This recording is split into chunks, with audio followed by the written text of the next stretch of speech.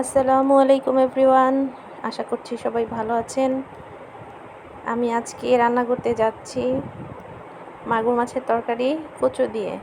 সেজন্য আমি আগে প্রিপারেশন করে নিয়েছি। আমি কচু কেটে গরম পানিতে একটু লবণ আর হলুদ দিয়ে ভাপিয়ে নিয়েছি। আর এদিকে কড়াইতে বসিয়ে দিয়েছি তেল, পেঁয়াজ, রসুন কষিয়ে নিয়েছি। এখন গুঁড়া মশলা দিয়ে দিচ্ছি। গুঁড়া মশলা সুন্দর করে পানি দিয়ে বাটিতে ধুয়ে তারপরে দিয়ে দিচ্ছি লবণ। ভালো মতো কষানো হয়ে গেলে এখন আমি আমার মাগুর মাছগুলো দিয়ে দিব। মাগুর মাছ দিয়ে ভালো মতো কষিয়ে নিব। দেখতে পাচ্ছেন আমি মাগুর মাছগুলো কষিয়ে নিচ্ছি। ভালো মতো কষানো হয়ে গেলে আমি ভাপিয়ে রাখা কচুগুলো দিয়ে আবার ভালো মতো নেড়ে চেড়ে কচুর সাথে মাছ দুটাই ভালোভাবে কষিয়ে নিব। এখন দিয়ে দিচ্ছি ঝোল।